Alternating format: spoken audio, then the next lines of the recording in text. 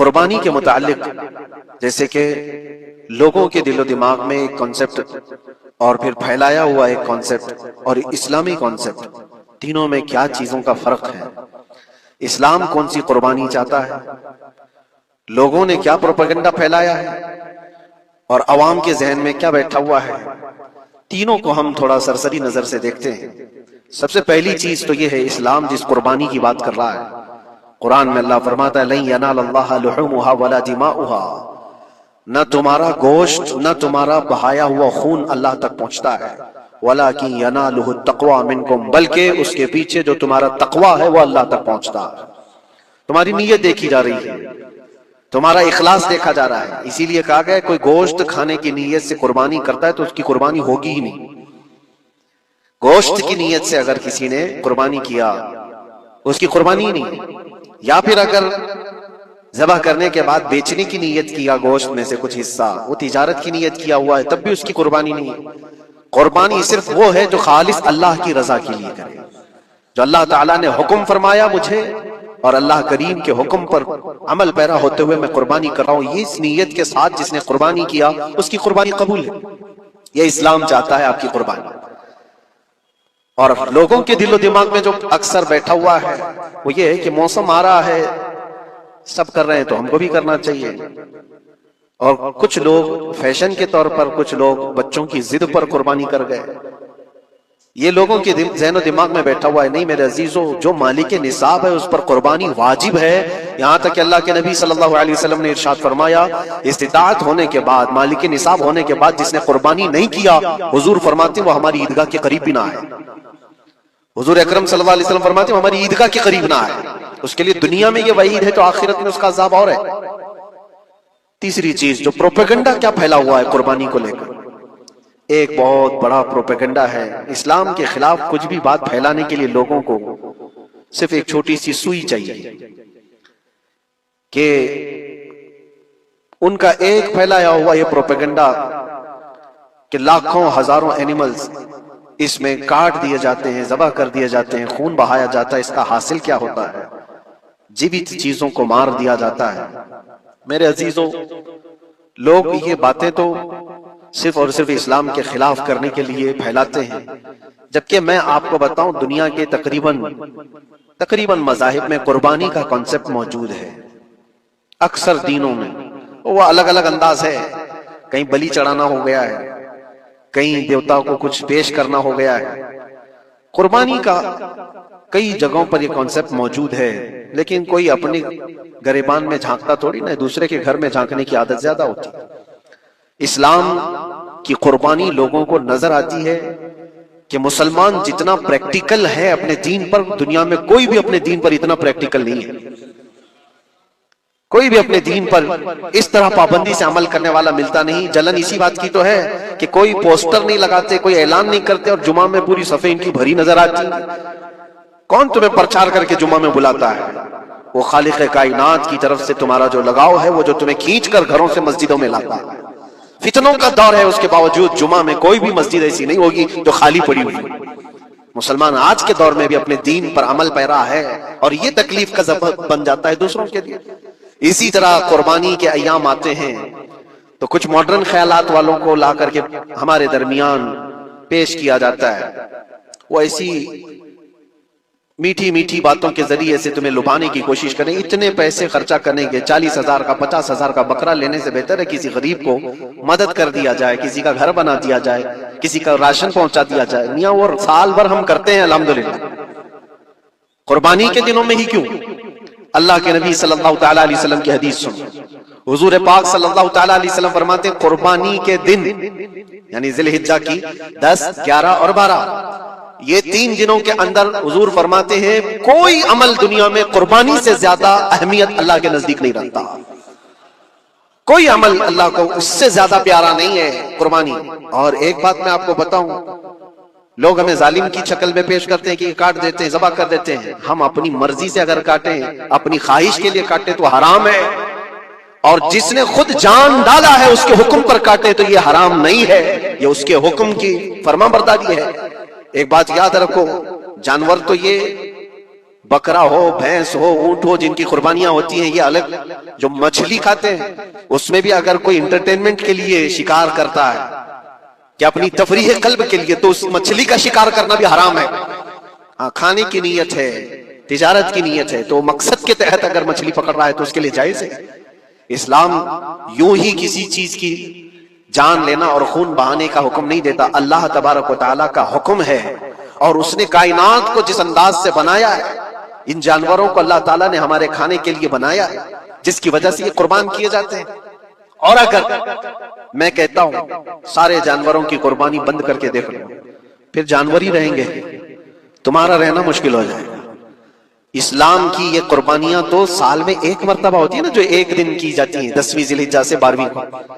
اگر نوجوانوں میں ایک دعوت دیتا ہوں، جاؤ، آج تو اے آئی کا زمانہ ہے، کچھ بھی پوچھو تو لا کر کے تمہارے سامنے رکھ دے گا سارا ڈیٹا. ذرا یہ بھی ڈیٹا نکال کر کے دیکھ لو کہ سال بھر میں KFC میں کتنی چکن ذبح ہوتے ہیں پوری دنیا بھر میں پر ڈے. میکڈونلڈ صرف چکن ہی نہیں بیچتا، گائے کا گوشت بھی بیچتا ہے پوری دنیا بھر میں، جس کو یہاں پر بھی بہت سینے سے لگا کر کے رکھے گئے ہیں. پوری دنیا بھر میں ان کا استقبال ہے، کیونکہ امریکن کمپنیاں ہیں، باپ دادا کی کمپنیاں ہیں، ان کو کوئی آنکھ نہیں دکھا سکتا. اور انٹرنیٹ کے ڈیٹا کے حساب سے پر ڈے 68,000 گائے تو میکڈونلڈ ذبح کرتا ہے. پر ڈے کی بات کر رہا ہوں، سال بھر کی نہیں. سال بھر ان کا ڈیٹا بہت زیادہ ہے، ملینز میں ہے، اور 1 بلین سے زیادہ چکن وہاں پر بھی قربان ہوتی ہیں جو فرائیڈ چکن کھاتے ہیں. یہ تو ایک کمپنی کی بات کر رہا ہوں، ایسی بہت ساری کمپنیاں ہیں. تو کبھی کسی نے یہ اعتراض کیا کہ یہ کمپنیاں اتنے جانوروں کو ذبح کرتی؟ نہیں، بقرعید کے دن سب کے سینگ نظر آتے ہیں، جانوروں کی محبت عمر کر کے آتی ہے. سال بھر جو قربان ہو رہے ہیں، کبھی کسی نے آبجیکشن نہیں کیا کہ یہ سارے آؤٹ لیٹس بند کیوں نہیں کر دیے جاتے، یہ ساری دکانیں کیوں نہیں بند کر دی جاتی جو سال بھر ذبح کر رہے ہیں. ہو سکتا ہے میکڈونلڈ یہاں نہیں ذبح کرتا گائے کو، کیونکہ یہاں پتہ ہے حالات صحیح نہیں ہیں، لیکن دوسری جگہ پر جا کر دیکھیں، سب جگہ پر بیف آسانی سے ان کے ہاں ملتا ہے. میں یہ باتیں صرف اور صرف یہ اس لیے کہہ رہا ہوں، پھیلایا ہوا پروپیگنڈا کیا ہے. جانوروں سے محبت یہ سکھائیں گے ہمیں. اللہ کے نبی صلی اللہ تعالی علیہ وسلم فرماتے ہیں، بنی اسرائیل کی ایک خاتون کو میں نے جہنم میں دیکھا. کس بنیاد پر؟ فرماتے ہیں وہ عبادت گزار تھی، زاہدہ تھی، پرہیزگار تھی، لیکن ایک بلی پالی ہوئی تھی، اور اس نے کبھی عبادت کرنی ہوتی تو 2 دن 3 دن تک اپنے کمرے میں گوشہ نشین ہو جاتی تھی اکیلی.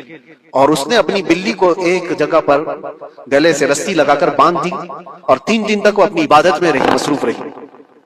اور 3 دن کے بعد اسے خیال آیا تو جا کر دیکھی بلی مر چکی تھی. حدیث پاک میں صحیح حدیث ہے، اللہ کے نبی صلی اللہ علیہ وسلم فرماتے ہیں صرف اس بنیاد پر اللہ تبارک و تعالیٰ وہ عبادت کرنے والی عورت کو جہنم میں بھیج دیا. جو میری مخلوق پر رحم نہیں کرتا وہ رحم کے قابل نہیں ہے. یہ سکھائیں گے ہمیں جانوروں پر رحم کرنا. ہم جس جانور کو ذبح کرتے ہیں وہ اللہ کے حکم سے کرتے ہیں، اس کے علاوہ کسی بھی جانور کو ظلم کرنا، اللہ کے نبی صلی اللہ تعالی علیہ وسلم کی حدیثوں میں سے یہ ہے کہ جانور پر ظلم کرنا ذمی پر ظلم کرنے سے بڑا ہے. اور ذمی کیا ہے؟ ذمی وہ جو مسلمانوں کے ملک میں امن کے ساتھ رہنے کے لیے ریکویسٹ کیا ہوا ہو اور اسلامی حکومت اسے امن دی ہوئی ہو. اور اللہ کے نبی صلی اللہ علیہ وسلم فرماتے ہیں مسلمان پر ظلم کرنے سے زیادہ بڑا ظلم ذمی پر ظلم کرنا ہے، اور اس سے بڑا ظلم جانور پر ظلم کرنا ہے. یہ میرے آقا کے فرمان ہے. نبی اکرم صلی اللہ علیہ وسلم نے فرمایا وہ رحمت للعالمین ہے.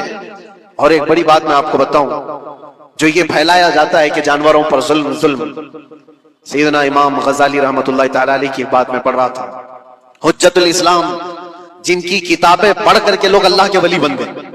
امام غزالی کا نام سنا ہے؟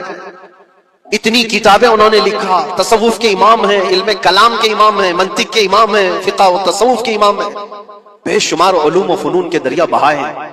اس حجت الاسلام امام غزالی رحمت اللہ علیہ کے انتقال کے بعد ان کے بھائی نے ان کو خواب میں دیکھا اور پوچھا آپ کے ساتھ اللہ نے کیا معاملہ فرمایا؟ امام غزالی فرماتے ہیں اللہ نے مجھے بخش دیا، میری لکھی ہوئی کتابیں، میری عبادتیں، ہزاروں کو جو میں نے پڑھایا وہ شاگرد، یہ ساری چیزوں کی وجہ سے نہیں، بس ایک کام کی وجہ سے. پوچھا وہ کون سا کام؟ کہا ایک بار میں کتاب لکھ رہا تھا اور سیاہی میں قلم ڈبو کر کے لکھا جاتا تھا، اور سیاہی جو بنتی تھی وہ پھلوں کے رس سے نکال کر، اور لکڑی کا قلم اس میں ڈبو کر کے لکھا جاتا تھا. تو میں لکھ رہا تھا کہ ایک مکھی آ کر سیاہی پر بیٹھ گئی. میں اپنا قلم روک لیا کہ ہو سکتا ہے وہ پیاسی ہو پی کر چلی جائے. کافی دیر تک وہ مکھی اس سیاہی پر بیٹھی رہی اور پی کر کے جب وہ اڑ گئی تو پھر میں اپنا قلم چلاتا رہا. یہ بات تو زندگی میں آئی اور گئی.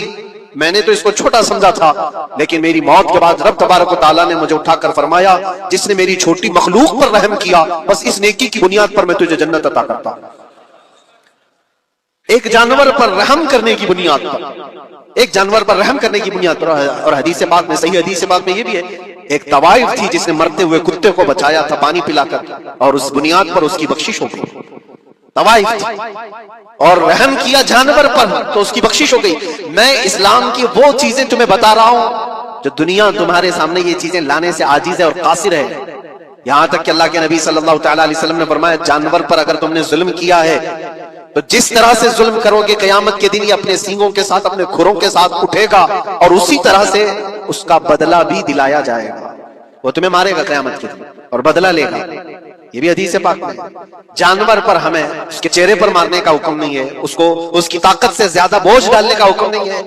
اللہ کے نبی صلی اللہ تعالی علیہ وسلم کے پاس ایک صحابی آئے، اونٹ پالتے تھے. کہا ایک اونٹ بہت سرکش ہو گیا ہے، اور جب اونٹ سرکش ہو جاتا ہے کسی کی کھوپڑی کھینچ لیتا ہے. اب وہ اسی وقت سر کو پکڑ لیا تو آدمی وہیں ختم ہو جائے. وہ کسی کے قابو میں نہیں آ رہا تھا، حضور کے پاس آئے. رسول پاک صلی اللہ علیہ وسلم نے فرمایا چلو میں چلتا ہوں دیکھتا ہوں. صحابہ کہتے ہیں حضور جب چلنے لگے تو ہمیں خوف ہوا، ڈر ہوا کہ یہ اونٹ بدک گیا ہے، سرکش ہے، کہیں کچھ نقصان نہ پہنچا ہے. اور تنہا میرے مصطفیٰ صلی اللہ علیہ وسلم آگے بڑھتے چلے گئے. صحابہ کہتے ہیں ہمیں ڈر لگ رہا تھا، لیکن میرے عزیزوں وہ رحمت للعالمین سب کی رحمت بن کر آئے. نبی پاک صلی اللہ تعالی علیہ وسلم جب قریب گئے تو اونٹ کوئی سرکشی نہیں کیا، کچھ نہیں. حضور پاک صلی اللہ تعالی علیہ وسلم کے چہرے کے پاس اپنا منہ کرتا ہے اور اپنی زبان کو چپڑ چپڑ چپڑ کرتے ہوئے اپنی زبان ہلا رہا ہے. اور حضور پاک صلی اللہ تعالی علیہ وسلم ایسے سنتے جا رہے ہیں جیسے کسی دانشور کی بات سن رہے. پھر نبی پاک صلی اللہ علیہ وسلم اونٹ کے مالک کی طرف متوجہ ہوئے اور کہا یہ اونٹ تیری شکایت کر رہا ہے، یہ اونٹ تیری شکایت کر رہا ہے. یہ سرکش اس لیے ہوا کہ تو اس کی طاقت سے زیادہ بوجھ اس پر ڈالتا